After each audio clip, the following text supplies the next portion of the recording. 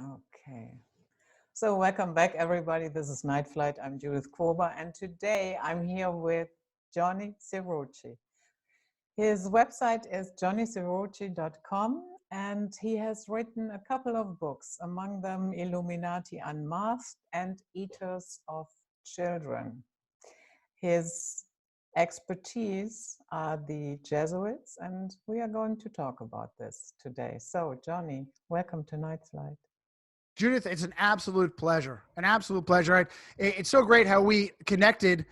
And as we talked about earlier, when you're sincerely searching for the truth, you're swimming upstream. You have a lot of negative forces, and we're asking questions. And because we're asking questions, because we say that the government, that the powerful forces on the internet, that the mainstream media are actually trying to keep us in the dark, that makes us dangerous. That makes us hard to see.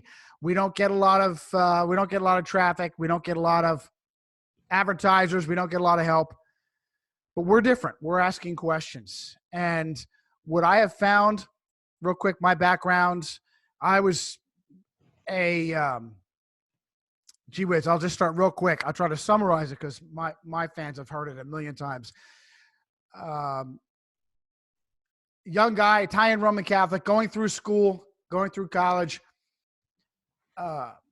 asking questions, being involved in media, being involved in journalism. I wrote for the university newspaper, and finding out that, hey, look, people don't care. Everybody's got an opinion.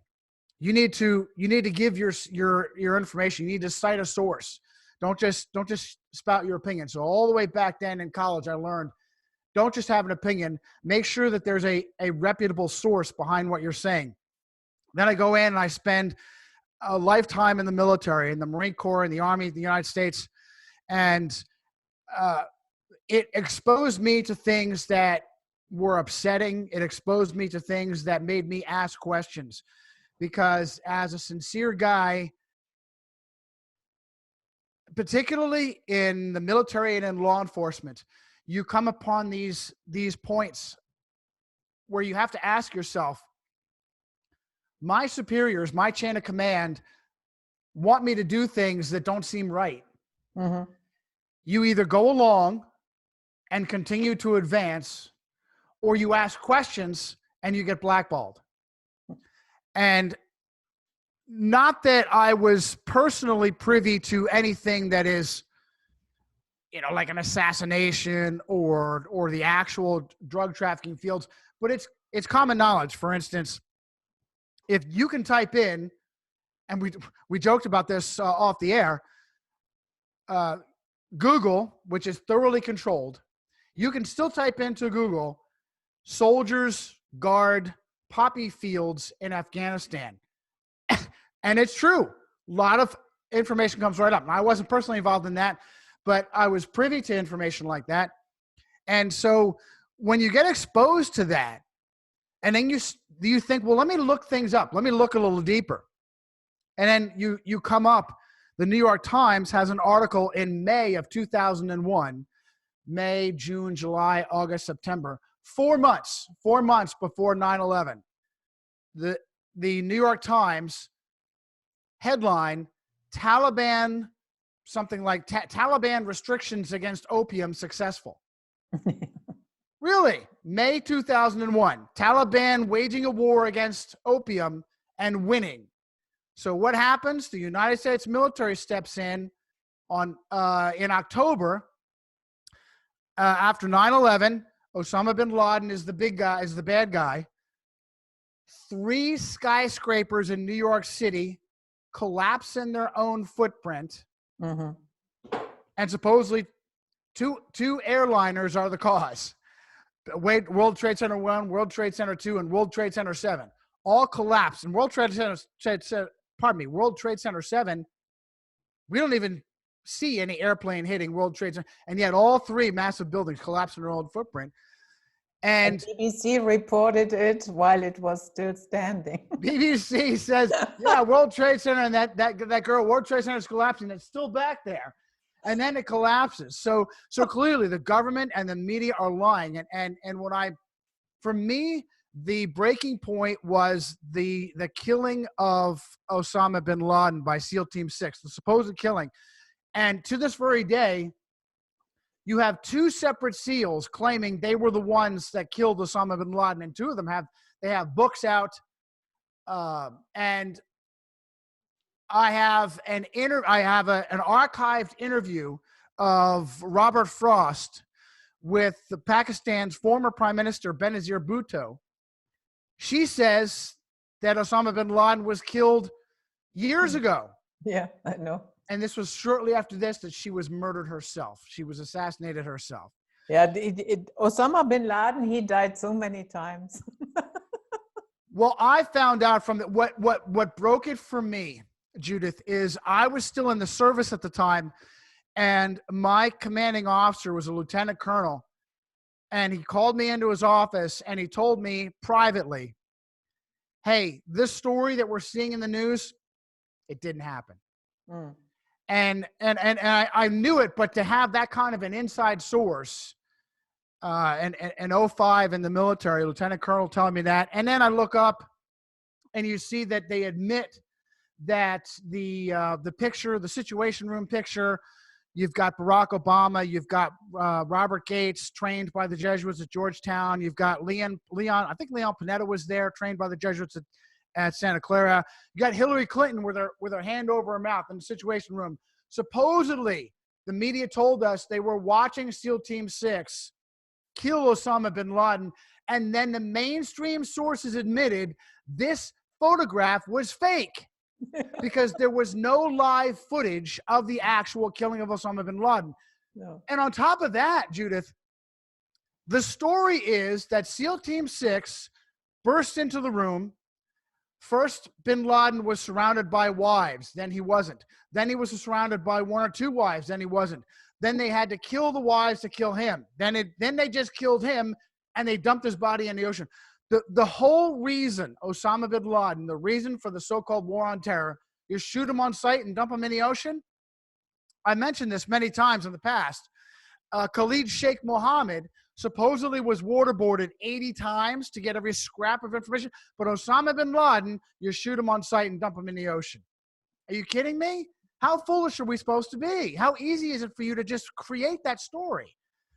So I knew at that point I needed to start looking for some answers. And I felt like I got blackballed in the military. I couldn't advance any further. I got out of the military. And even more interestingly, Judith, is I had a pretty good resume as an officer in the military, serving, including a tour in Iraq, and I couldn't get a good job to save my life. There was something going on. I could not get a good secular job. It forced me to focus on these issues. It forced me to, well, I'll tell you what, the key term for me was Illuminati. As I'm looking into this alternative media, I keep seeing the word, now this is 5, 6, 7 years ago, I see the word Illuminati coming up. Okay, so what is Illuminati? I look it up. Could be a secret society created by Johann Adam Weishaupt in 1776, supposedly the same year as the birth of the United States, the revolution of the United States. Well, everybody says Illuminati, but nobody talks about Weishaupt and his background. Turns out that Weishaupt was from a Jewish family who converted to Roman Catholicism, and he was Jesuit trained starting at the tender age of 7 years old. Well, I was born and raised Roman Catholic, and I knew that the Catholic Church was extremely powerful from its inception back in some 500 AD, really 538 AD. Emperor Justinian, said that the Bishop of Rome was the Bishop of bishops and the corrector of heretics. That was 538 AD. From then on, is born really the transformation of military Rome into religious Rome, and eventually the Holy Roman Empire, which is supposedly very specific in Europe, but I apply that phrase to religious Rome in general anyway, and extremely powerful. So powerful, I like to use the example of Henry VIII.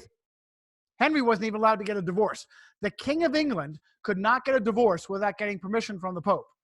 This is the power of the Catholic Church all throughout history. And today we look at this power and we say, oh, the Pope is just a nice old guy, and maybe he's a little wacky. Maybe he's into climate change. Maybe he's into socialism. Maybe he's into gun control and gun confiscation. But, yeah, he's just nutty. He's just a nutty old guy. He doesn't have any real power. What I found is absolutely have power. Yeah. And the So, but you would agree that the Jesuits, they were founded in 1540 by Ignatius Loyola, and with the approval of Pope Paul III. Is Excellent. that correct? Or Good for you. Good for you. Spot on. The problem was caused by one of your kindred, an Augustinian monk by the name of Martin Luther. Now, prior to Martin Luther, whenever anybody wanted to, so look, Roman Catholicism is basically, is we're told that it is Christianity. Roman Catholics are Christians. You say, no, you're right. You're right. You're right. Roman Catholicism, if you read it, and my bias is that I'm a born-again Christian. I became born again in 1994, on January 16th of 1994, converted from Roman Catholicism. The shocking thing is that the Bible will contradict almost every major tenet of Roman Catholicism, and that's a problem for the Catholic Church. You're doing things like selling indulgences. You're telling Catholics that the Pope can grant you miraculous freedom from sin. For instance, there's this place called purgatory, and your infant baby died, sudden infant death syndrome. Your baby went to purgatory, but if you give me money, I'll have the Pope pray your baby out of purgatory. Your baby will go to heaven. Yeah. What? If you're stupid enough to believe that, then you deserve that. Ignorant enough. Yes. And, ignorant enough. And it's actually pretty simple. The Knights Templar, I talked about this with Gary Wayne a couple of weeks ago. And yeah, the Knights Templars, they had two lines of religion. And the unwashed masses got Catholicism, and the initiated ones got Luciferianism. End of story. Good for you. Absolutely. That's why the icon of the Templars is the double-headed eagle that we now see on the Russian Federation flag. Mm-hmm. It's the same concept as the Roman god of Janus. Two different faces. One face for the uninitiated, one face for the initiated. And the Luciferianism, also tainted by Johannism, which is the idea that John the Baptist is the real Messiah and that Jesus of Nazareth is a pretender.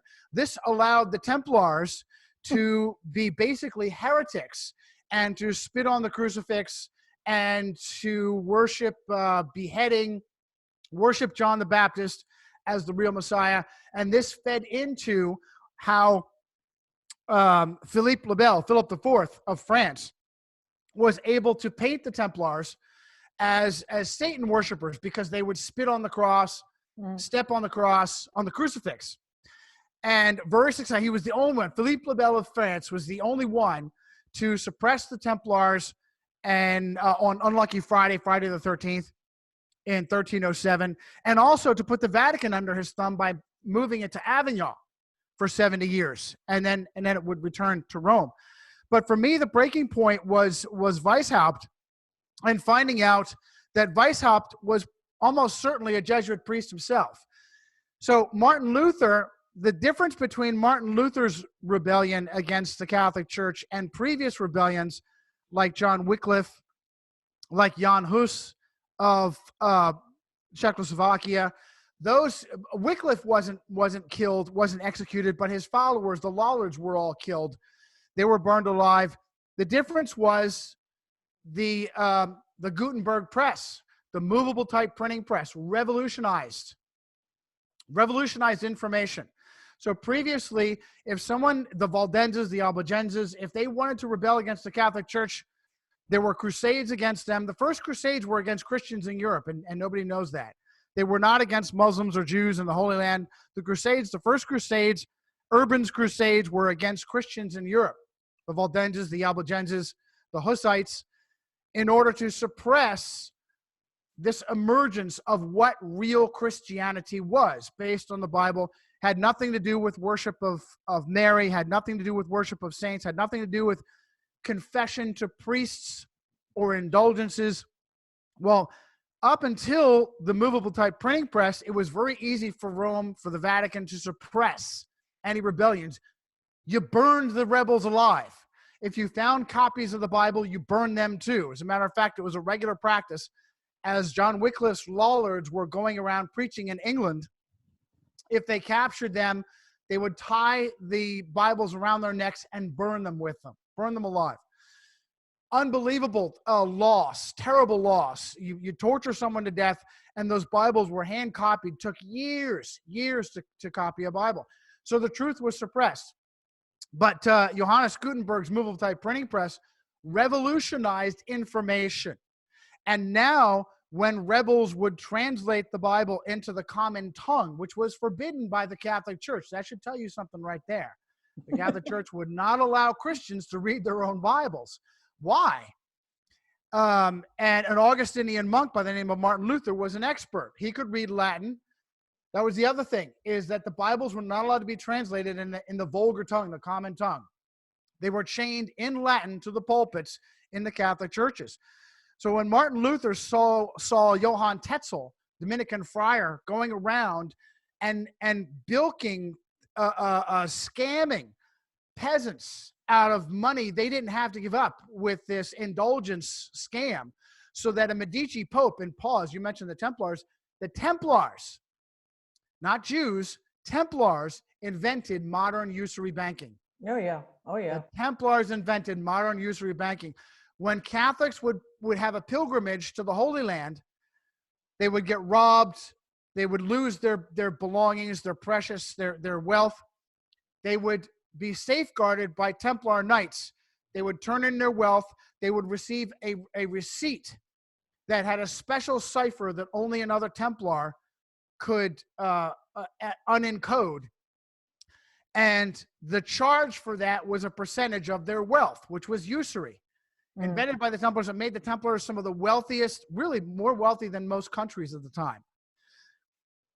So Martin Luther not only was outraged by the scam of Johann Tetzel, the Dominican friar, as he tried to take a stand against it. There was a Medici, Giovanni Medici, Leo X was sitting in Rome at the time. Very powerful banking family. You look up in the internet, Google, please tell me the most powerful families in the world. They tell you Rockefeller and Rothschild. Rothschild, red shield. Who wore red shields in battle? The Roman soldiers did. The Encyclopedia Judaica says that the Rothschilds were simply the keepers of the Vatican treasury, and they always have been. The Rothschilds were supposedly made millionaires and billionaires because of insider trading on Napoleon. Napoleon was owned by the Freemason, owned by the Jesuits, the Catholic Church, in Corsica, which is where the Jesuits went when they were suppressed in 1773. But what happened, as originally Luther attempted to fix the problems. It was his church. He was an Augustinian priest. He wanted to fix the problems, and it was apparent to him that no one in his hierarchy, none of the clergy, were remotely interested in fixing the problems. Listen, it is very lucrative. Back in his time, there were cardinals and bishops that had more money and more land than many lords in their day. More money and more land. And to this day, Judith, to this day, cardinals and bishops live better than millionaires. They live in gated communities. It's absolutely amazing. They're supposedly taking vows of poverty often. So this was an outrage to Luther, but he wanted to fix it. And when he was threatened with death not to fix it, it pushed him further away. The the thought that he would be assassinated was a problem for one of his fans and one of his protectors, Frederick the Wise. Frederick the Wise was a voter. What? Oh my goodness!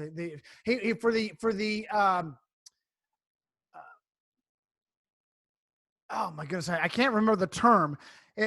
For the college that voted on the Holy Roman Empire, the emperor. Very very powerful position, Frederick III, and he was a fan. I'm sorry? The Camerlengo?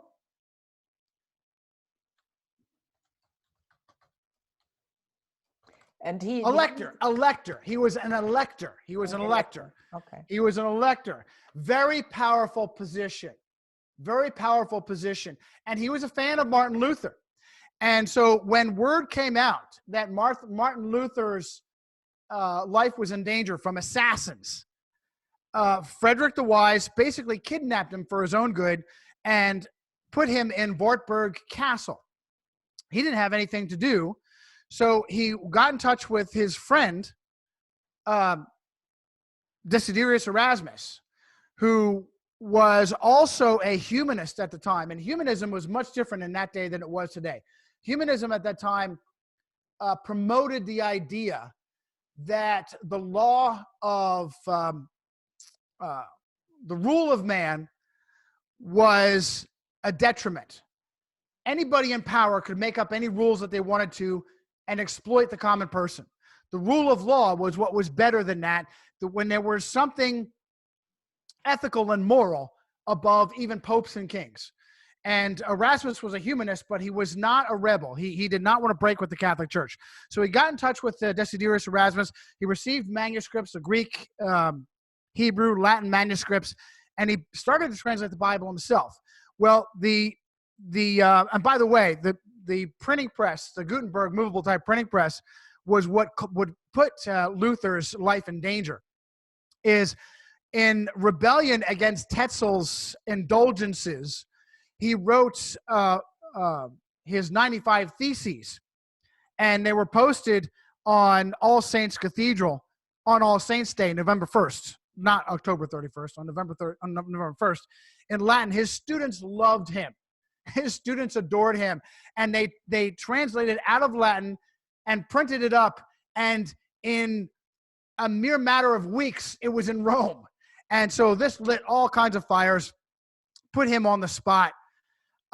His translation of the Bible into German helped unify the German language, and really with the movable type printing press, along with guys like William Tyndale, the Englishman, who also were translating Bibles, this was a new phase for the Catholic Church. They could no longer burn Bibles and be done with it and bury the truth. Too many Bibles were being printed, and Christians were finding out that many Catholic practices were corrupt. Mm-hmm. And for instance, the abuse of the confessional, telling a priest your sins, has no basis in the Christian Bible, but it was extremely powerful, Judith. To this very day, powerful people tell a priest what their sins are, and it's dirt. It's dirt on them. They're compromised. They also ask the priest, listen, I've had adulterous affairs. I've had sex with children. I've had homosexual affairs. What should I do? I feel guilty. Well, my son, well, my daughter, you should just give money to the church. We'll make it all disappear for you. Tremendous power. Tremendous power. And so when Christians are finding out that there's no basis in the Bible for this stuff, it's extremely dangerous. So this started a revolution that caused Rome to create a counter-revolution, a counter-reformation. And the vanguard of the counter-reformation started with a Basque nobleman by the name of Ignacio Lopez. He was wounded in the Battle of Pamplona, and his legs were shattered. He wanted to be a war hero, and it forced him to focus on his religion, his Roman Catholicism. He went to the Black Madonna of Montserrat and made a vow to her. that he would dedicate his life to Mary and the Catholic Church, that he would travel to the Holy Land, and he would fight this new Reformation thing with every fiber in his being. He was immersed in the Gnostic Templar learning that was available to him in Spain. He eventually made his way to Paris to learn Catholic theology and Latin. And in Paris in 1534, he met other passionate Catholics like Francis Xavier. And they founded the Jesuits in 1534 unofficially. And just as you stated, 6 years later, they were brought into the presence of a Farnese Pope, Alessandro Farnese, and they were consecrated on September 27th, 1540, the same day that Google was born, September 27th. What a coincidence. So the Jesuits are the vanguard. As part of Ignacio Lopez, who we now know as Ignatius Loyola, his development, he immersed himself. He went into a cave outside of Montserrat. And what the Catholic Church tells you you have to do to earn your salvation is to mortify the flesh. Starve yourself. Don't eat. Don't drink. Beat yourself. Anything that is painful, cause yourself to have pain. And then you will be able to counter your sins. Actual Christian doctrine says there's nothing you can do to fix your own sins. You have to turn that over to the Christian Messiah, Jesus, and he will fix it. And you go through your life never having earned it yourself. But that's not something that's appealing. Human beings want to feel like they can earn their own way. And that's what Loyola did. He put so much dedication into earning his own justification that he came up with what is known as the spiritual disciplines. Mm. And it's basically a process of breaking down who you are, destroying yourself so that you can be rebuilt. And for the Jesuits, this is a powerful mechanism. It is the foundation of the most rigorous military training. I personally have been through it in Marine Corps boot camp. In the Marine Corps, in the United States Marine Corps, it's the same process. You are destroyed. Yourself is destroyed. Your personal, who you are is destroyed. You are rebuilt as a Marine. You are rebuilt as a soldier. You are rebuilt as a Jesuit priest. To have no will of your own, they say in the Jesuit, perende ac cadaver. Go ahead. Is that part of the reason why, I mean, there is a lot of military language going on, because sometimes they vote in a new superior general, and you sometimes wonder what that is all about, this military language. It is absolutely the superior general. The very name superior general is military on purpose, because it is a destruction of self to become a warrior, to become a soldier in this battle. And sadly, I have found that the battle is to subvert humanity, to make all human beings subservient to the Pope. And funny enough, many times popes themselves did not measure up to the Jesuit ideal and were killed by the Jesuits. Meanwhile, they vow to serve the Pope unto their own death. But at the higher levels, they decided that various popes did not live up to that ideal, and they were killed too. To the point where we now have a Jesuit white pope as well as a Jesuit black pope. The superior general is known as the black pope because of the power that they wield, as well as the supposed humble priest's black cassock that they wear. So their nickname is the Black Pope. And the Jesuits have become the vanguard to the point where they own it all. The most powerful secret society of all time that I have seen are the Jesuits. Very often they will use other secret societies as cover. the Illuminati, which was born in 1776, Johann Adam Weishaupt, himself almost certainly a Jesuit priest, taught canon law at Jesuit Ingolstadt University in Bavaria. Was there for a short period of time because the Jesuits, and there's a fantastic book that I highly recommend, outside my own books, of course, is Frederick Tupper Saucy's Rulers of Evil. It is an excellent book on the power of the Jesuits through the Catholic Church. And Tupper Saucy makes an excellent point that the Jesuits suppressed themselves as a Machiavellian, and by the way, Machiavelli from Florence run by the Medicis. The Medicis, 4 Medicis were popes, all controlled by Rome. A Machiavellian effort to actually make themselves more powerful. They volunteered to be suppressed, and they emerged in 1814 even more powerful than when they were suppressed in 1773.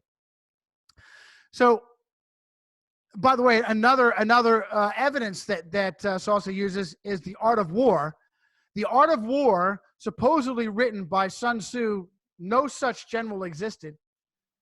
The art of war translated by a Jesuit named Amoy. So clearly they're telling us what their battles, their tactics are. And so the suppression, go ahead. The Jesuits have this outward appearance of, let's say, educational missionaries.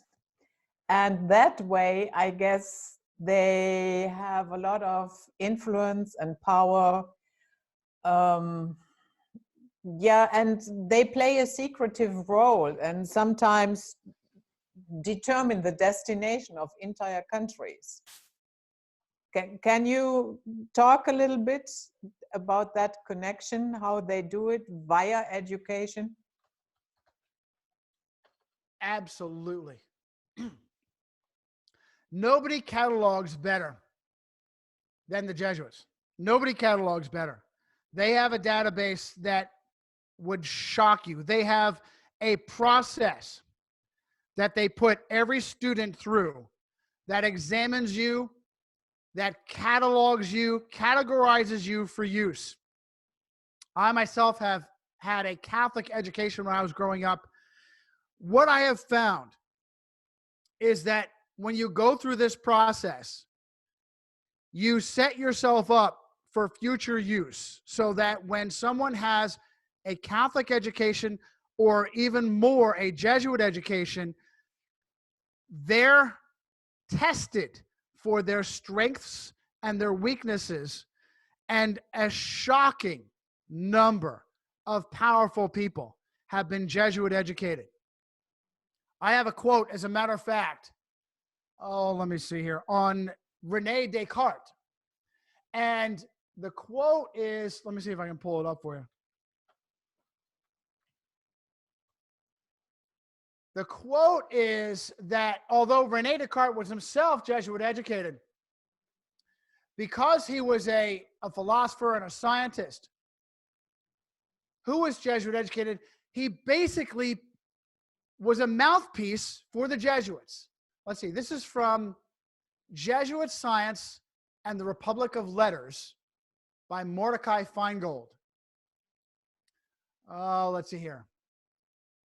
During the early modern period, some found it useful to blame the Jesuits for everything proceeding against the new science. Galileo and Descartes did so, as did their disciples. Central figures though they were, Galileo, Descartes, Newton did not alone have this novel ethos. They actually came from their Jesuit teachers. They assimilated their Jesuit training and basically spoke for the Jesuits. So you would think that it wouldn't be that powerful. I like to use the example, I've used this many times for myself. People you would never know were Jesuit trained actors, politicians, generals. Denzel One of my favorite. Bill Clinton, Fidel Castro, Goebbels, Stalin. Yes. Yes. Denzel Washington, one of my favorite actors. When you go through a Jesuits school, if you don't have a powerful experience to counter the Jesuit training, you look back with warmth upon that. And so you adopt and you adapt their values. You don't even realize that their values have taken root in you. You look back on that time as a happy time for yourself, as a powerful time. These people are powerful influences. The European Union, founded by a Jesuit priest, Joseph Ratzinger, the number of politicians, the number of presidents who are Jesuit trained, Von Rompuy, on and on. It's amazing the number of powerful people. Oh my goodness, Emmanuel, there in France, Macron, Jesuit educated. Not only is he Jesuit educated, he married the drama teacher from his Jesuit high school. There's like decades of difference in them. Yeah. She was like 40 and he was like a teenager, maybe 30, and he was a teenager. Wow. Sexual deviancy is also a method of manipulation, also a way to be compromised. The Trudeaus in Canada. Yeah. The Trudeaus, Jesuit-trained Roman Catholics, Justin Trudeau, very deep roots with Castro and the Castro family. People don't know that. It's crazy. The Trudeaus. The Aga Khans. Yes, the Trudeaus would visit the Castros regularly to the point where there's a pretty good case, and I have an article on johnnysfuture.com that Justin Trudeau was not Pierre Trudeau's son, he was Fidel Castro's son. And there's a pretty strong case to be made for that as far as the circumstances, not just the physical similarities. Anybody can make up the physical similarities. That's crazy. How is it possible that the Trudeaus, what do the Trudeaus of Canada have in common with the Castros of Cuba? The Catholic Church, the Vatican. The Cuba is supposedly America's communist enemy, and yet in Cuba is the torture facility for the United States Navy, Guantanamo Bay. Why is our enemy, Cuba, allowing the United States to maintain a torture facility on Cuban soil? What do they have in common? They're both run secretly by the Catholic Church. If you step back and look at all you made a statement. I'm going to cite you. On 27 September, Judith Korba said, 80% of people in alternative media get a CIA paycheck. Absolutely. I absolutely agree with you. Absolutely agree with you.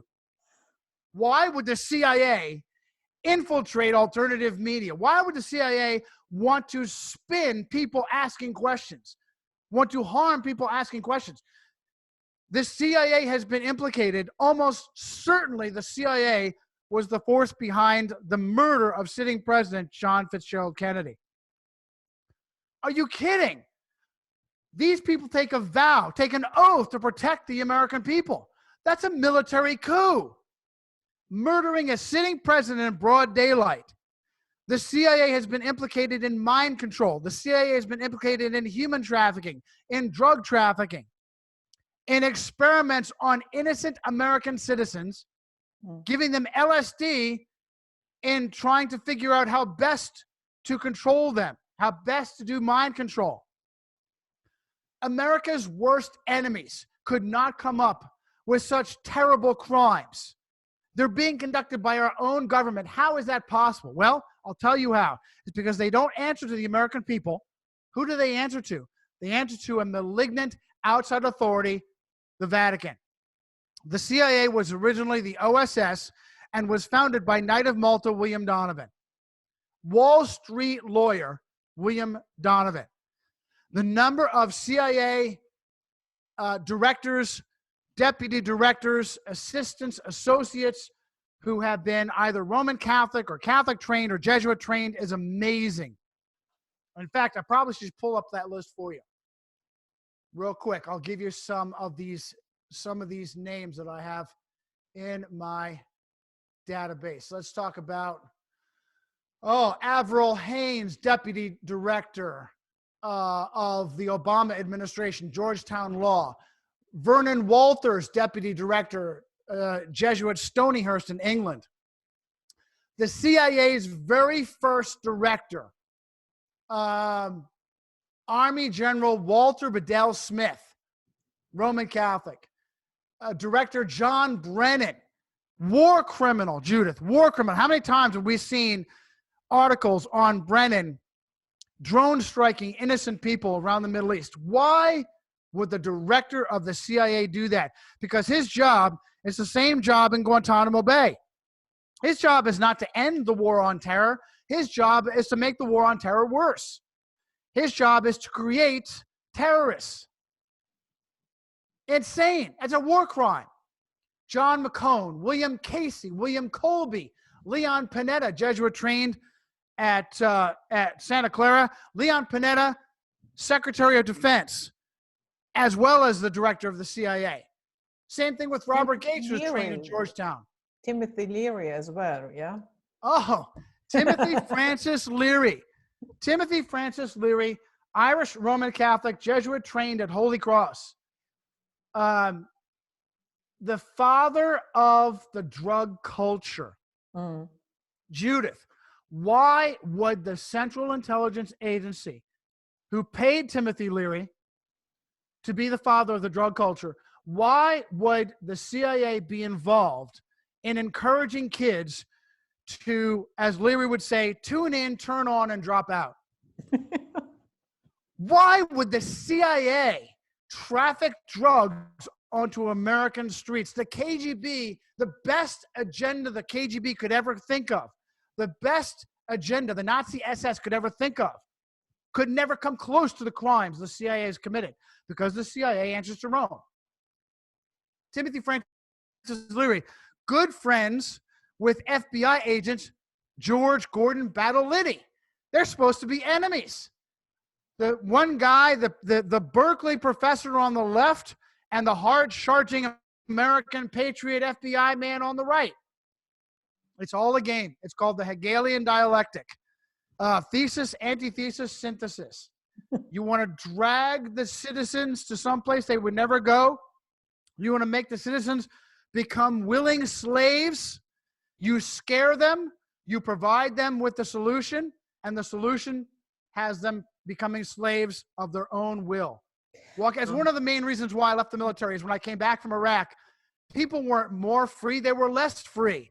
Right after 9/11, the inversely named Patriot Act was run through. How did it get run through so fast?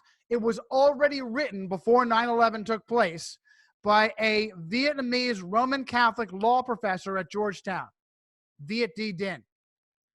If people say 9/11 and Patriot Act, and they don't talk about Georgetown, and they don't talk about Viet D. Din, then they're either uninformed or they're covering. If people talk about the Illuminati and don't talk about Johann Adam Weishaupt, a Jesuit priest, then they're either uninformed or they're covering up.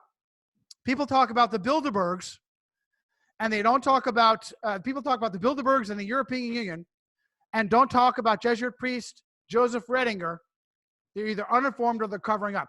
People talk about the Council on Foreign Relations and the Trilateral Commission and Al-Qaeda, and they don't talk about Zbigniew Brzezinski, devout Roman Catholic, Jimmy Carter's national security advisor, then they're either uninformed or they're covering up.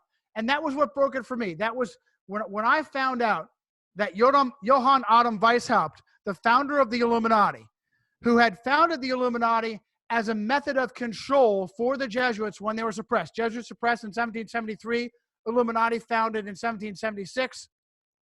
After the Jesuits came back in 1814, the Illuminati basically disappeared.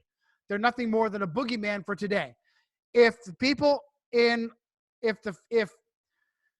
those who are pushing propaganda in alternative media, they give you nebulous boogeymen, ISIS.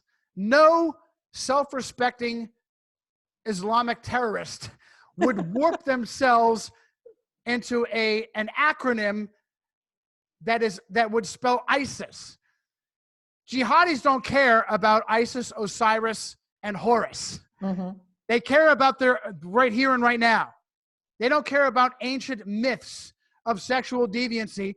This is the myth that is the architecture behind St. Peter's Square, that is the mirrored architecture in Washington, D.C. A massive phallic obelisk across from a dome.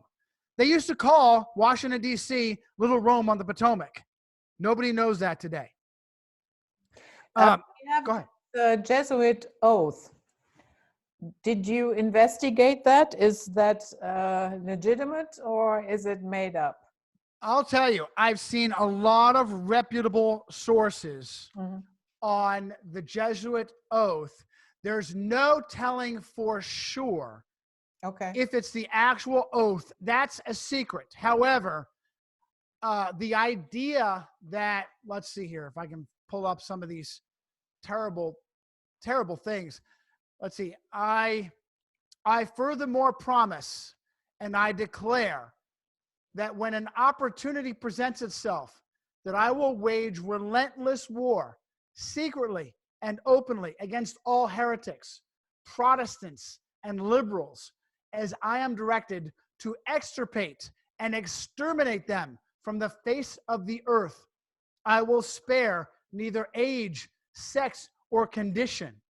I will hang, waste, boil, flay, strangle, and bury alive these infamous heretics, rip open the stomachs and wombs of their women, and crush their infants' heads against the walls in order to annihilate forever their execrable race. That when the same cannot be done openly, I will secretly use the poison cup, the strangulation cord, the steel of the poignard, which is a dagger, or the leaden bullet, regardless of honor, rank, dignity, or authority of the person or persons, whatever may be their condition in life, either public or private, and I at any time may be directed to do so by any agent of the Pope or the superior of the Brotherhood of the Holy Faith, the Society of Jesus. By the way, the Society, it was originally the Knights of the Holy Mary, was renamed the Society of Jesus to be more all-encompassing. Also in the oath is a vow to own both sides of a debate, to argue on both sides, because it's entirely possible that a brother Jesuit is arguing on the one side and another brother Jesuit is arguing on the other side. And they both warp the debate so that you don't even realize what's going on. Yeah. Very frequently we'll have an atheist on one side and a Jesuit on the other side arguing about science or astronomy or atheism, and they're both on the same team. Yeah. This is actually more obvious in politics. I have a list of, okay, so key positions. How does Rome own key positions? Pardon me, how does Rome control governments? They do it by owning key positions, such as in American government, Speaker of the House. Yeah, and they educate them themselves. Yes. For instance, you have supposed enemies in the Speaker of the House, the Republicans on the one side and the Democrats on the other. You've got Nancy Pelosi on the one side, John Boehner and Paul Ryan on the other side. What do they have in common? All are Jesuit-trained Roman Catholics. All are Jesuit-trained. How is it possible, Judith, that you have Republicans and Democrats changing hands in government, and yet the policies never change? The policies never change. I love to give this example. I've done it. I ask for forgiveness of my fans because I've done it so often. I tell people, by the way, Barack Obama, trained by a Jesuit named Greg Galuzzo in how to be a community organizer in Chicago. Donald Trump, trained by the Jesuits in Fordham. What do they have in common? Their Jesuit training. Nancy Pelosi has a mentor, Stephen J. Privet, the president of the University of San Francisco, Jesuit institution. John Boehner, trained by the Jesuits at Xavier. Paul Ryan, he's just like Raul Castro. Paul Ryan is a good altar boy. They have this all in common. Why is it that Barack Obama would make a vow and as a candidate to close down Guantanamo Bay and he didn't? Why would Donald Trump make a vow to close the borders and he didn't? It's because the same people run. They're only puppets, Judith. Yeah, of course. I mean, that is the first veil that you have to pierce. That all politics is theater. People have, it scares the average person, Judith. When you shake their reality, they need to believe that politics is real. They have to have something bad happen to make them question it. For me personally, like I said, it was having bad experiences in the military that forced me to question things. When Barack Obama became president, I used to be really involved in conservative media. And when conservative media started to say the same thing, kept saying the same things as the mainstream media, did not investigate who Barack Obama was, did not investigate his background, I felt as if there's no difference between so-called conservative media and so-called mainstream media. I'm getting the same story. Yeah. Fox News, CNN, they're still telling me the same story, and they're supposedly, Fox News is supposedly conservative. Rupert Murdoch, supposed non-Catholic, a Knight of Malta by the Catholic Church. Yeah. So we have General Lafayette, who said that the Jesuits have instigated most of the wars in Europe. Would you agree? Brilliant quote. Brilliant quote. As we've seen in the Jesuit oath, they have sworn to murder kings and start wars in order to create chaos, so that out of the chaos comes the order of fascism. Fascism in Congress, in the Capitol Rotunda, the speaker stands at a pulpit. Behind the pulpit are two fasces. A fasces is a Roman symbol of a battle axe bound by rods that states everyone will eventually become subservient. Yeah, you have that hanging in the Senate. Yes, yes, right next to the congressional mace, which is a Roman Empire aquila, an eagle on a battle staff, which is a fasces. Nancy Pelosi wears it as a pin. She was bragging about this pin. She was going to hold up democracy. She wasn't holding up democracy. She was holding up Roman Catholic fascism. That's what the fascist stands for. When they go and they speak, that's what they're speaking in behind. Behind are the fascists in Congress. I will ask you this as well. I asked Gary Wayne, and since we are talking about the Jesuits, these three letters, IHS, Isis Horus Set, is that the secret meaning? I found that it is actually Isis Horus Serapis. Serapis, okay. It does not make sense to have it mean Isis Horus Set. Isis is the goddess. Osiris, Isis is the goddess mother. Osiris is the god father. Horus is the messianic son. Set was the Egyptian bad guy uncle. Serapis is the amalgam, is the combining of Osiris and Apollo. Apollo, the sun god, Apollo is also a metaphor for Lucifer as well. So Isis, the goddess, Osiris / Serapis is the god, and the child of promise was Horus. This is ancient Gnostic sex magic. The myth is that Osiris was betrayed by his brother, the evil Set. Before this, the myth was with Semiramis as the goddess, Tammuz as the god of promise, and Nimrod, as the father. The first Trinity. Yes, the original, the Trinity. And it is, the myth is that Seth, well, it was Seth, is the one of the sons of Noah, who executed Nimrod for apostasy. Later, this was spun in Egypt. Osiris was the good guy who was betrayed. So Nimrod was the bad guy. He was executed for apostasy. Osiris was the good guy. He was betrayed by his brother. What is consistent between the two is that both were cut up and scattered. The myth in Osiris scattered. Some say that he was scattered upon the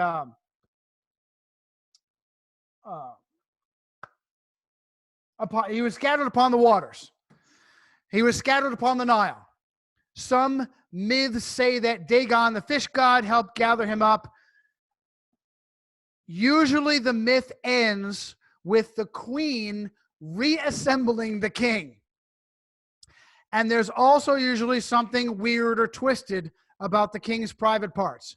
Yeah. They were either gifted to her, she fabricated them herself. She became miraculously pregnant again and had the child of promise. Semiramis had Tammuz, and sometimes the myths will say this was actually Nimrod reincarnated. This was actually Osiris reincarnated to become Horus. This perverted sex magic is in the architecture of St. Peter's.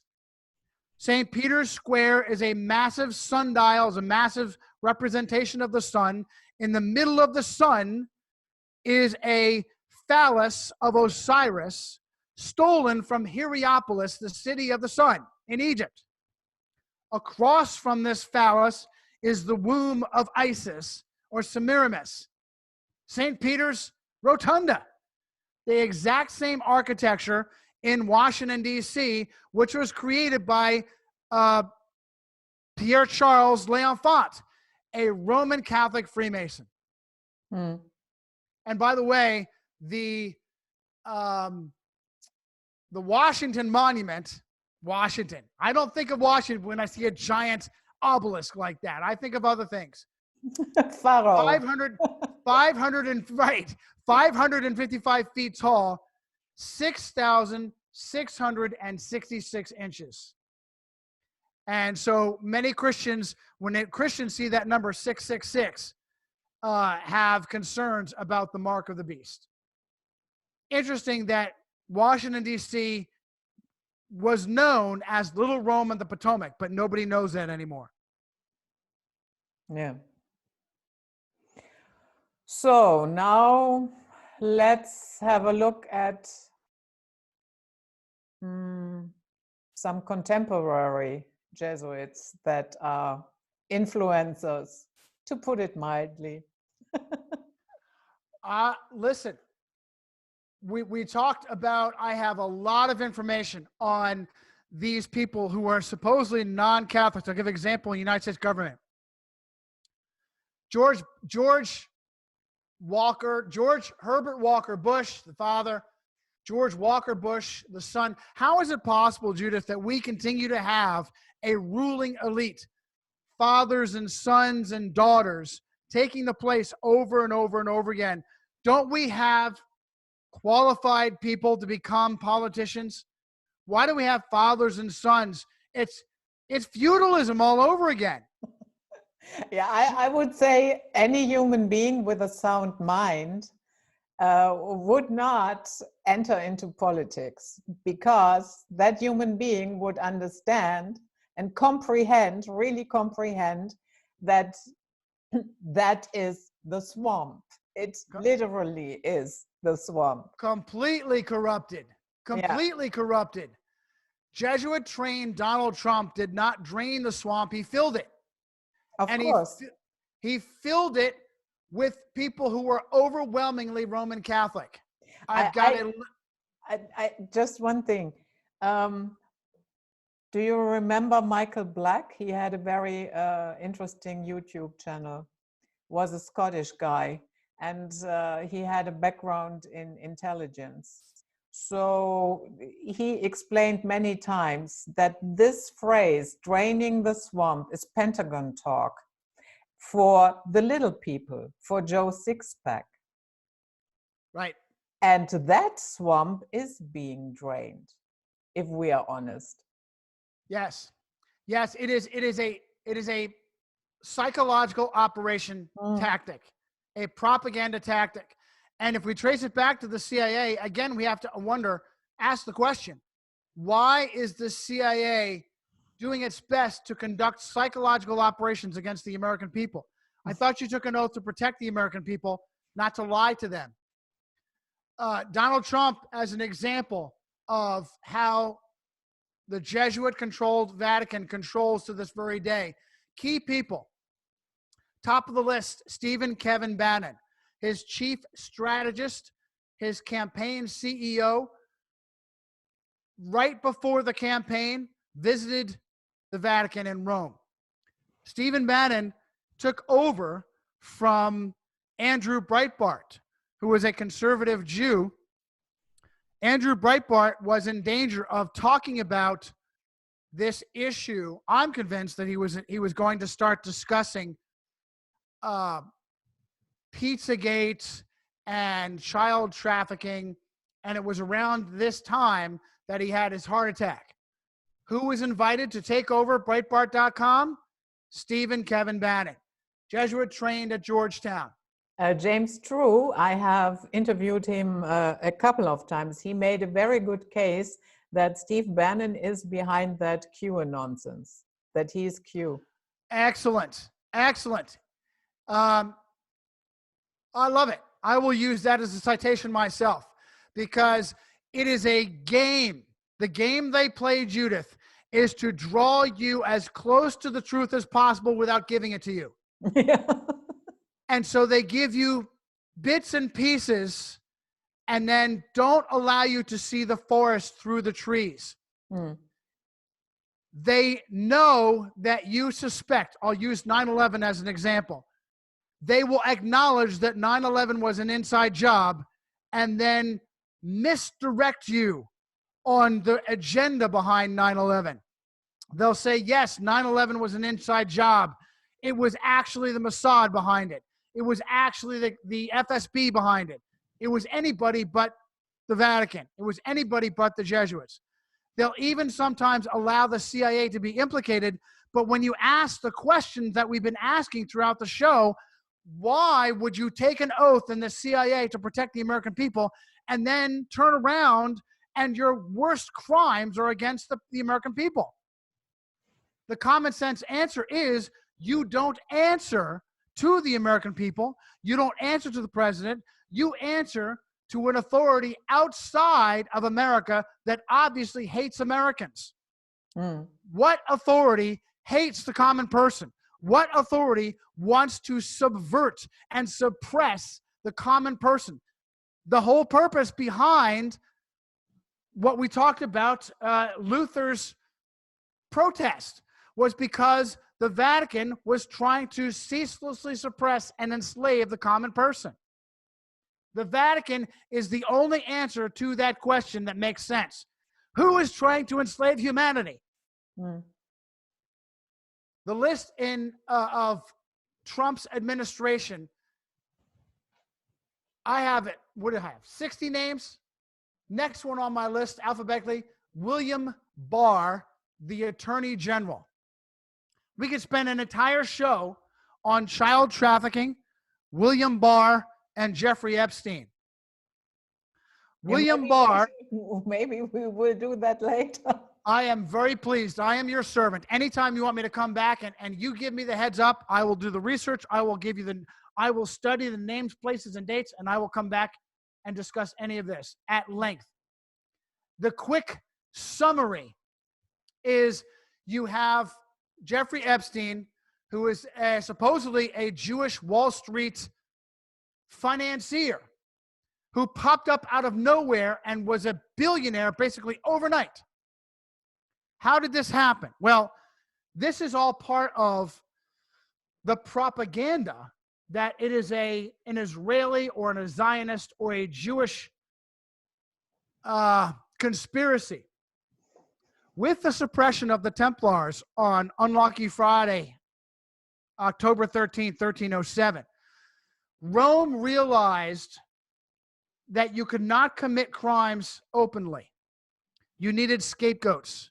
And she found that Jews make the best scapegoats because she could pick anybody that was Jewish and offer to make them powerful and famous, even though it harmed their own people, and they would be glad to do it. And so very, very often we see key individuals who do not have significant power, but have significant propaganda placed around them. Examples. So as a contrast to that, the real power in America is government, is the military, is the CIA, is the FBI. We don't see a lot of Jews there, Judith. We don't see a lot of Jews at the Pentagon. We see a lot of Jews in Hollywood. We see a lot of Jews in peripheral locations. Donald Trump was Jesuit trained. Donald Trump is surrounded by Catholics to this day, all his life. Jared Kushner, the husband of his daughter Ivanka, a bit player. But according to sources like the Huffington Post, he actually controls everything behind the scenes. I like your take better. I think people like Stephen Bannon are in control behind the scenes, not Jared Kushner. Yeah, I have to say, so that nobody gets me wrong, I think it's important to know all the players. Yeah. But it is redundant to bitch around. It's the Jews. No, it's the Vatican. It's the Jesuits. It's this. It's that. It's no. You have it all wrong. Because there comes a point. Yes, you could say all of the above. But at the end of the day, what it boils down to, when you dig and dig and dig, there is another layer above that, and that is non-human. So, as a Christian, I instinctively agree with that. Rationally, and my personal experience, I agree with that as well at all levels.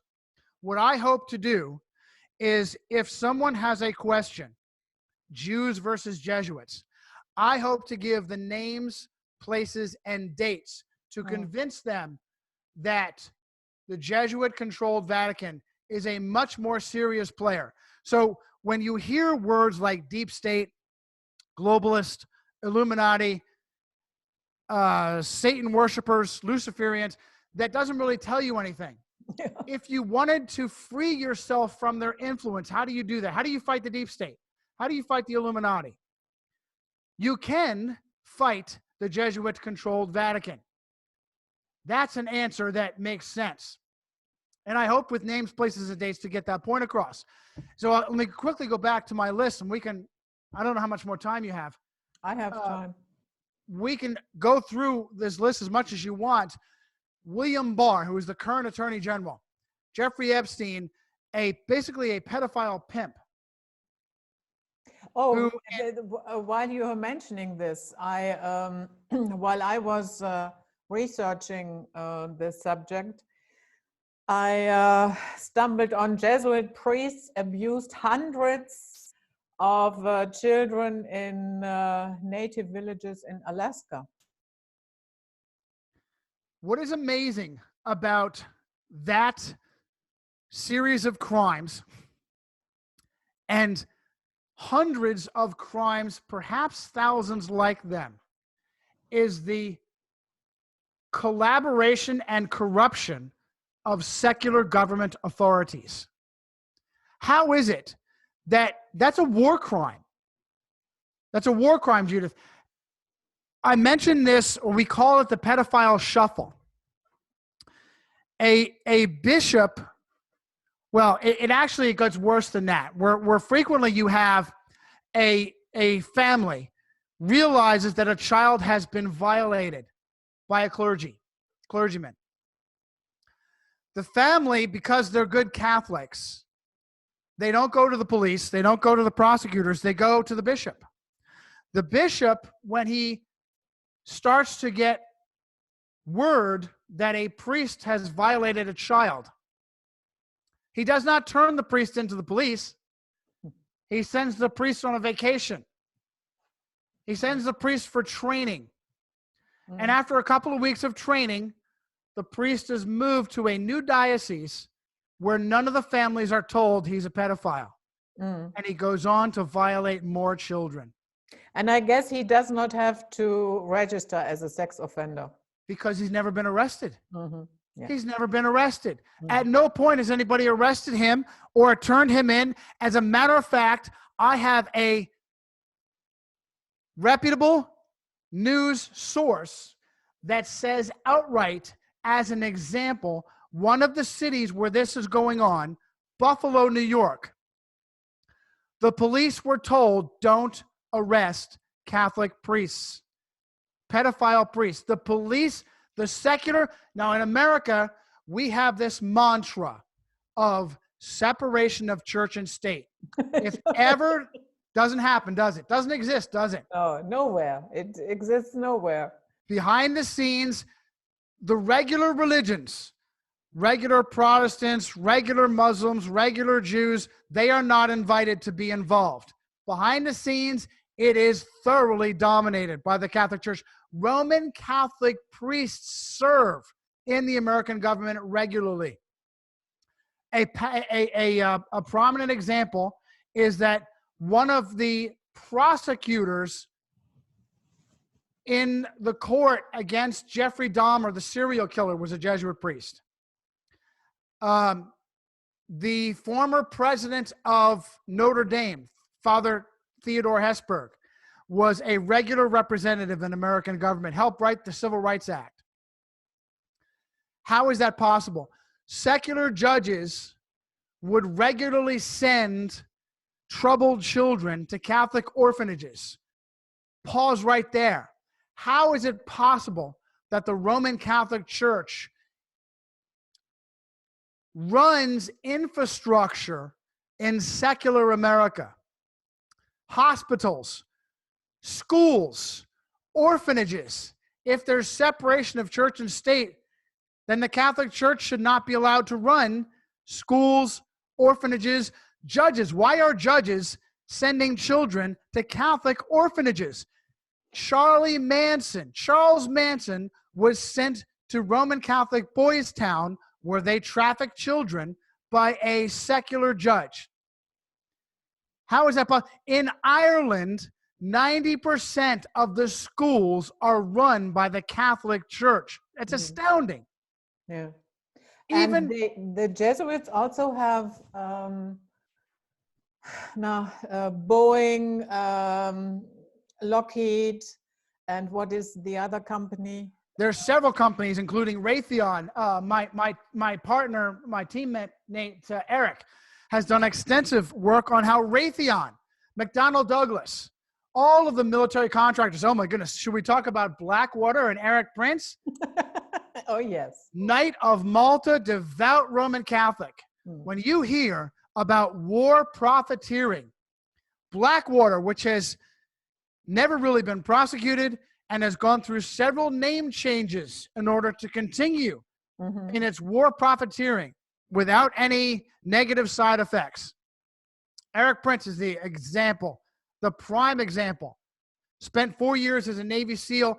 Navy SEALs have been thoroughly corrupted. These are the same Navy SEALs that supposedly killed bin Laden but really didn't. War profiteering is owned by the Catholic Church. The Vatican Bank, shockingly deeply involved in war profiteering, has stock in Beretta weapons, Beretta firearms, has stock in abortion and contraception.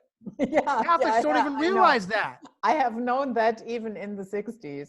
The Vatican Bank has stock in abortion and contraception. Crazy. Catholics would be shocked and infuriated to know that. So I'm looking back at my notes, and I wanted to finish on Trump's administration to continue to give examples. His Attorney General, William Barr's father, the family, the Barr family, were originally Jewish and, like Weishaupt, converted to Catholicism. William Barr's father was the headmaster at the private school at Dalton, where Jeffrey Epstein used to teach math. Mm. What a connection. And I think it was 2007, Jeffrey Epstein was finally brought into court on 5 federal counts and multiple local counts in Florida.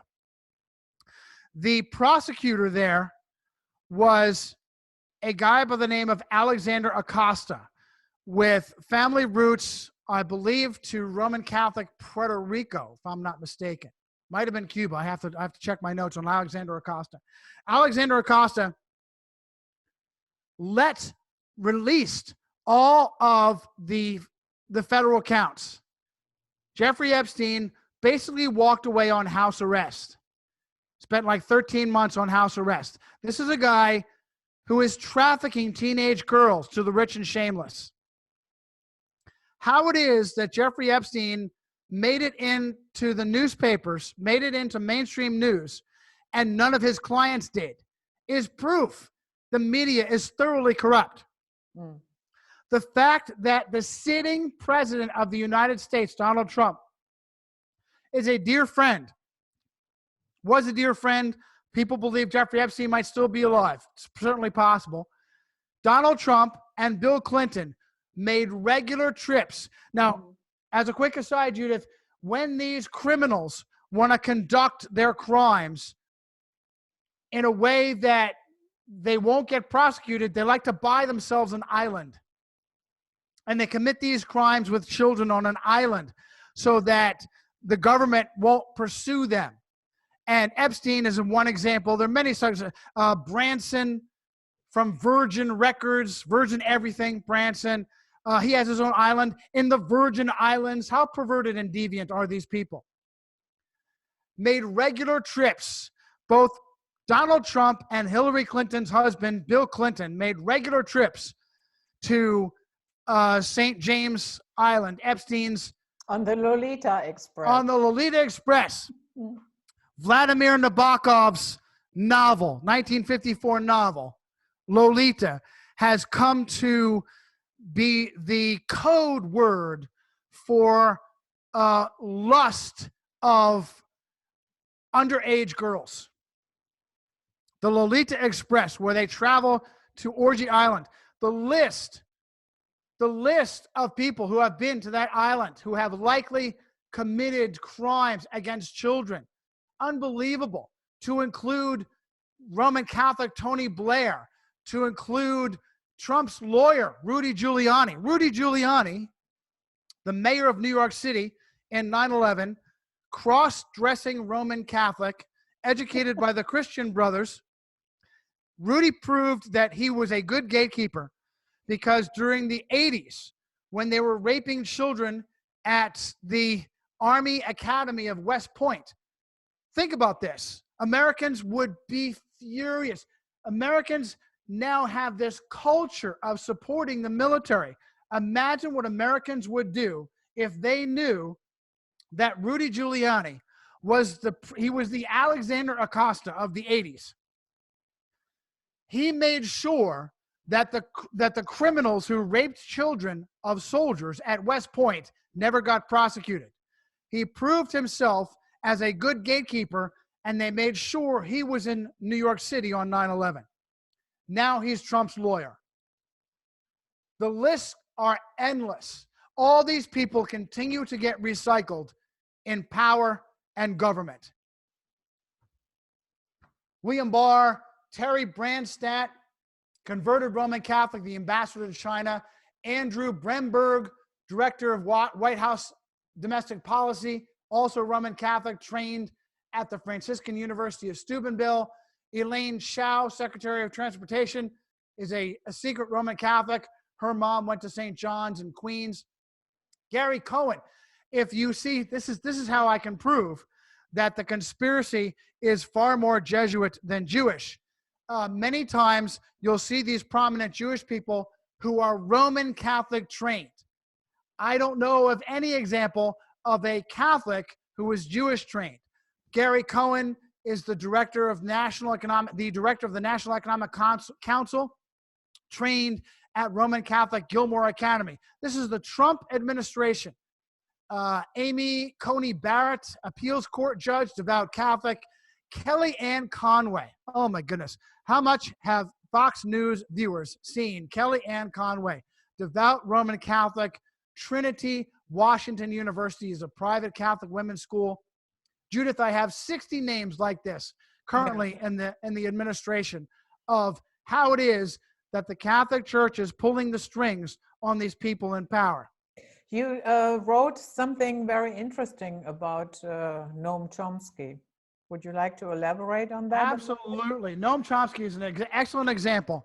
Now, the University of Pennsylvania, Donald Trump spent 2 years under the Jesuits at Fordham University. He then transferred to the secular private University of Pennsylvania. The list of alumni at the University of Pennsylvania is amazing. It includes Donald Trump. It includes, let's see here, Ivanka Trump, his daughter. Ivanka spent 2 years with the Jesuits at Georgetown. She transferred. It includes Noam Chomsky. It includes Elon Musk. It includes, let's see, a large number of people. But I have found information that the University of Pennsylvania is secretly controlled by the Jesuits. There is an example of a documentary that I like to reference. And how is this possible? How do the Jesuits control a private institution? In one of the child sex trafficking documentaries called The Keepers on Netflix, they talk about a nun who was raped and murdered because she was at risk of outing the child trafficking taking place. The ringleader was a Roman Catholic priest named Anthony Joseph Maskell. And Kathy Sesnick was the nun.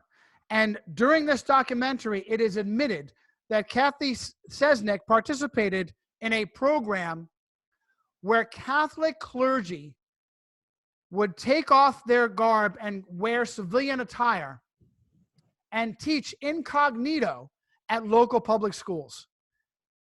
How is that possible? What is the power of the Catholic Church? That Catholic clergy, separation of church and state, what is this cooperative that Catholic clergy are teaching incognito without even the students and parents knowing? As far as the child trafficking, I like to mention the 2015 movie Spotlight with Michael Keaton, Liev Schreiber. The movie opens up where the police are taking the statement of a mother whose children have been violated by a priest. And the police aren't taking the statements. The cardinal is. And the assistant prosecutor comes into the police station, and the cardinal is sitting in the booth with the victims, doing the police job. Absolutely factual. It really did happen that way. That's why I like to reference it in the movie. And the cardinal turns around and says, "We'll be just a moment. We'll be just a moment, my son," because he knows him personally. That level of corruption, of control, of government is shocking, and it's real. And that's what I want to get across. People have no idea that separation of church and state in the United States is a psyop. It's a psychological operation. There is one religious authority that completely controls the government. And that's the Catholic Church. That's Rome.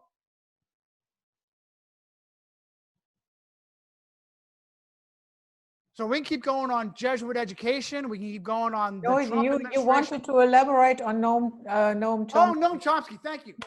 Noam Chomsky, University of Pennsylvania. So Noam Chomsky spent his entire time at the University of Pennsylvania.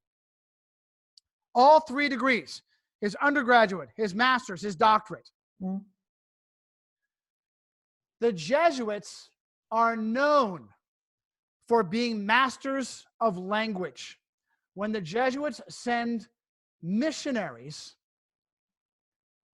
they learn the language. They become more native than the natives. Noam Chomsky is supposedly this brilliant linguist who spent his entire time at the University of Pennsylvania. I have a source which states that Chomsky, well, first of all, that states the University of Pennsylvania is run by the Jesuits. And what happens is you have people like Donald Trump, like Ivanka Trump. And by the way, if you want to get upset, go onto the internet and look up Donald Trump's relationship with his own daughter. And you start asking questions. Is Donald Trump doing things perverted and devious with his own daughter? This is the level of corruption that allows you to become president. We talked about earlier people who need to believe in politics. You have no idea, audience members, have no idea how thoroughly corrupt politics are. You have to be completely controlled to rise to the level of prime minister or president. So Chomsky's development at the University of Pennsylvania, I believe, was completely controlled by the Jesuits. Other key people who went to the University of Pennsylvania, founding father Benjamin Rush, 9th President William Henry Harrison, gunslinger Doc Holliday, founder of the Wrigley Gum Company, William Wrigley, billionaire. Didn't Chomsky, let's say, whitewash the Khmer Rouge? Yes. Now, Chomsky is supposedly a leftist Jew. You would not expect someone like Noam Chomsky to whitewash the Khmer Rouge.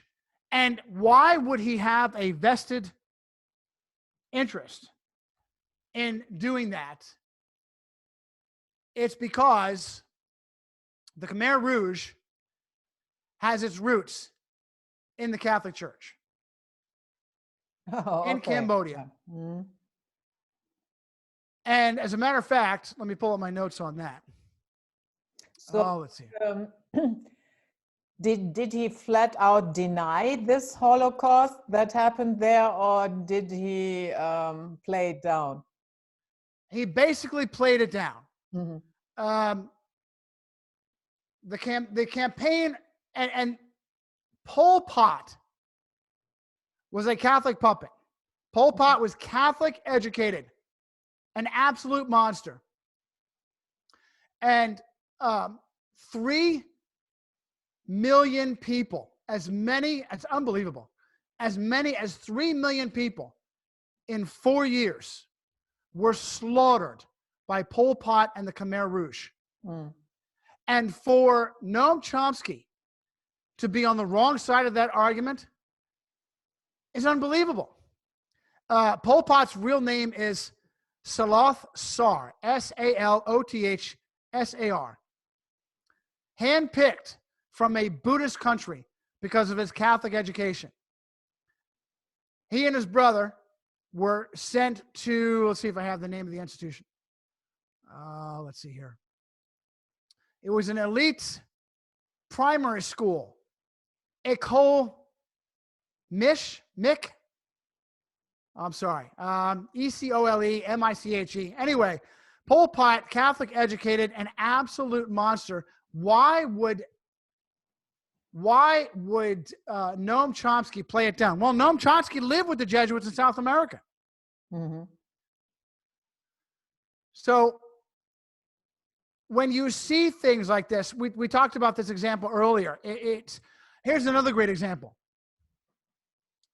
Zbigniew Brzezinski, supposedly a left-wing Democrat, is a war hawk. Why would Zbigniew Brzezinski, a left-wing Democrat, be all for the Cold War and be behind the creation of Al-Qaeda? Why would Barack Obama not take down Guantanamo Bay? Why would Noam Chomsky defend Pol Pot and the Khmer Rouge. What do they all have in common? The Vatican. The Vatican makes people give up their ideology. They make left-wingers push for war. They make right-wingers push for open borders. Many examples. Mm-hmm. So what is the relationship of the Jesuits with communism? Excellent question. Excellent question. A Jesuit by the name of Taparelli created the concept of social justice. Mm-hmm. The Jesuits created communism through the writings of Thomas Aquinas. This is built on the Catholic concept of earning your salvation. In order to earn your salvation, you have to give up your property. There should be no common property. The Jesuits put this into practice in the 1700s in South America. They had the first communes they called reductions. And they basically enslaved the native Indians there, the Guarani Indians, and they used them as slave labor and sent the wealth back to Spain, back to Portugal, and back to Rome. After having that in practice, they picked a puppet to be the face of communism, a Jesuit-trained Jew named Karl Marx. And I've got a source, Karl Marx, trained by the Jesuits in Trier. I've got a source, an ex-Jesuit priest named Alberto Rivera, who says that Karl Marx was spoon-fed the tenets of communism while he was in a private reading room at the British Museum. And from there, communism was further put into practice into Russia. Russia owned by the Vatican and by the Jesuits. The Superior General, during the suppression of the Jesuits from 1773 to 1814, the Jesuits were welcomed in Russia by Catherine the Great. Catherine the Great. Catherine was an interloper. Catherine was Prussian. She was not Russian. She was renamed by Jesuit pulpit Voltaire to become the Great. Propaganda, pure propaganda. During the suppression of the Jesuits, Catherine brought them in and they stayed to the point where Superior General Vladimir Ledakowski, a Pole, along with one of the most powerful Jesuits ever, Edmund Walsh, helped to create the October Revolution in the Soviet Union. They empowered and placed a vicious, brutal Jesuit priest named Joseph Drushkashvili, renamed as Joseph Stalin. Joseph Stalin was trained to become a Jesuit priest at the secret Jesuit seminary in Tiflis, Georgia. It was supposedly an Orthodox seminary. It was run by the Jesuits. And so they helped put brutal communism into practice in the Soviet Union and also helped to put it in practice in communist China to this very day. One of the first places that the Jesuits infiltrated after their founding in 1534 and their consecration in 1540 was China. Francis Xavier died in Japan trying to make his way into China. China was completely taken over by the Jesuits to the point where a Jesuit priest by the name of Matteo Ricci is now a national hero there. Yeah, and even the Japanese, they allowed the Jesuits in, and the Japanese were very strict against foreigners coming to their country. Absolutely. And the Japanese attempted in the early 1600s to evict the Jesuits, and they suffered for it in World War II. They were set up in World War II the way Germany was set up because of Martin Luther. It's amazing how you see in, for instance, devout Roman Catholic Martin Scorsese's 2016 movie Silence, how frequently he promotes Nagasaki as the place where Japan tortured and evicted the Jesuits. And yet he does not mention how the Jesuits were in Nagasaki illegally. Mm-hmm. They were banished because after years of subverting the Japanese powers, the emperor, the shogun, the daimyos, they all found out that these Jesuits were infiltrating and desiring to overturn them, poison them, kill them off. They were evicted. They were told they had to leave. They stayed and went underground. After they were rooted out, that's when they began to be tortured and executed, because they stayed even after they were told to leave. The last port city that they saw before they left was Nagasaki. The Jesuits have a long memory. Yeah. And they used the power of the American government to brutally punish the Japanese people as a result, in the same way that they brutally punished the German people as a result of Martin Luther. The war crimes that have been committed against Japan, against Germany, as enemies of the Catholic Church are sickening and shocking. Far more people were burned alive in Dresden than they were in Nagasaki. Yeah, I know. Dresden, that was horrible. Absolutely evil. And yet, the worst of the coadjutors, the worst of the crimes conducted by the Nazi SS, Heinrich Himmler. I have a source that says Heinrich Himmler was a Jesuit priest. Yeah, I would not be surprised. I mean, we have Goebbels, Stalin, Castro, all Jesuit trained. So Adolf Hitler was a puppet of the Jesuits. Adolf Hitler was a puppet of the Jesuits. A key anti-Semitic Jesuit named Bernard Stampfel not only wrote Mein Kampf for Hitler, but when it was found out that Hitler had an incestuous affair with his niece, Bernard Stampfel used his influence to purchase letters that Hitler had written to his niece so that they could be buried and covered up. Adolf Hitler was purposefully an unstable, basically a suicidal puppet for Germany. He was encouraged repeatedly to make mistakes that would cause the downfall of Germany. And the key players in the German military were not prosecuted at Nuremberg. Who else was at Nuremberg? Edmund Walsh, the Jesuit priest, covering up to make sure that the tracks that led to the Vatican were covered. Yeah.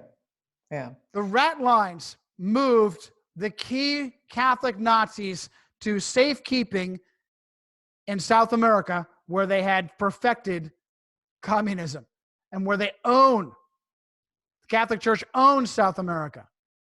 Many other Nazis through Operation Paperclip. There's a lot of great material on Operation Paperclip. Why would the CIA move Nazis, criminals, even amongst their own people, to America to become part of the American government? They were criminal activities themselves. Again, the only thing in common is the Catholic Church. Yeah. So what is the end game here? Global domination?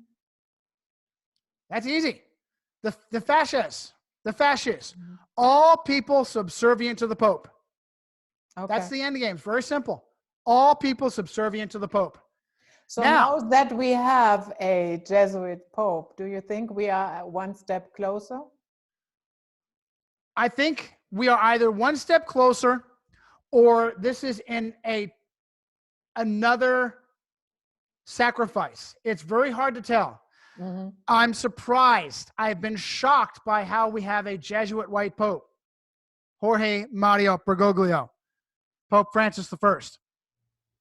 I thought at first that this might be an art of war example. So we set up a Jesuit as the white Pope. Right away, Pope Francis said, "I'll be dead in 3 years." That's in the media. You can look it up. Pope Francis shocks people, says, "I'll be dead in 3 years." Why would he do that? Perhaps he has so much attention because he's going to take a fall. Maybe he's a fall guy. He goes away, something happens to him, he's forced to resign, he dies, and everybody is lulled into a false sense of security. The Jesuits had power, now they've gone away. They get even stronger. Another possibility is we are so close to total domination, they need the extra leadership. Anything is possible. For a short time, there were 4 Jesuits in control because the Jesuit Superior General had resigned. 2 resignations. I think, Peter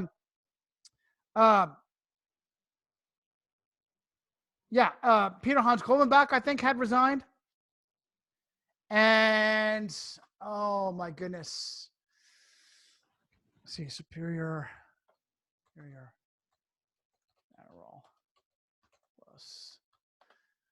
Who was it? Who else had resigned? Yeah, Adolfo Nicolas had resigned as well. There were like 4 Jesuits in charge at the same time. Well, at least 3. Pope Benedict was still in charge as well. Adolfo Nicolas was still in charge. Peter Hans Kohlenbach had resigned. Adolfo Nicolas took his place. Adolfo Nicolas resigned. And Arturo Sosa took his place. It was unprecedented. This is definitely a very special time where you're having both popes and superior generals not dying in office as they normally do, but actually resigning and having someone else take their place. So crazy times for sure. Yeah. Will be interesting to see what is coming out of this. I'll tell you, Judith, I'm excited. The mere fact that you and I are talking today means that we're making headway. Means that on the inside, I constantly tell people that when you have a system based on blackmail and corruption, you have a lot of people who are unhappy. You have a lot of people who are unhappy. A lot of people who have been blackmailed, who hate themselves, who would give anything to have their lives back. And I think that the system is going to fall. I think the system is going to collapse from the inside. It's not going to be a popular uprising, rebellion. The common people are completely outgunned. Look up any modern police response to civil unrest. And the police show up as soldiers in camouflage, real assault weapons, armored vehicles. The common citizen has no chance against the government. But if the government collapses from the inside, if good people in the government decide enough is enough, then there's hope. It's not going to be an uprising. The Jesuits own rebellions. Yeah, of course they do. The Jesuits run rebellions, and very often they encourage good people to rebel so that they can be crushed. Bay of Pigs is my favorite example. The Bay of Pigs was not a debacle. The Bay of Pigs was carefully planned out to slaughter the patriots of Cuba. The rug was pulled out from underneath of them on purpose. It was not a mistake. It was not an accident. It was designed on purpose Same thing happened in Czechoslovakia in 68.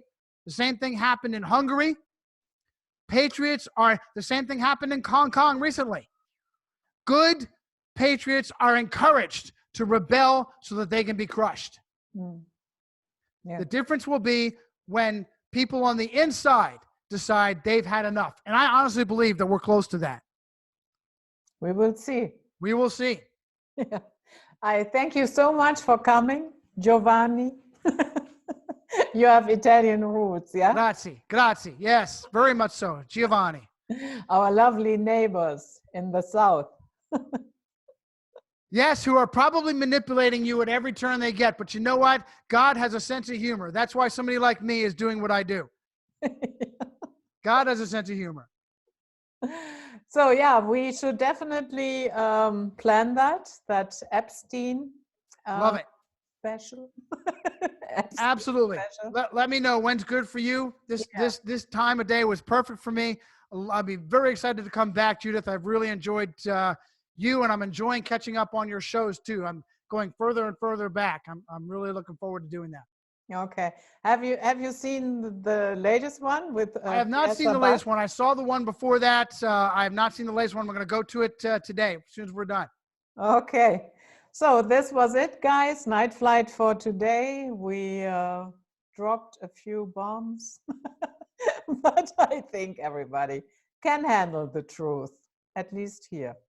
So until next time, stay safe and sound. Take good care of yourself. Goodbye. Arrivederci.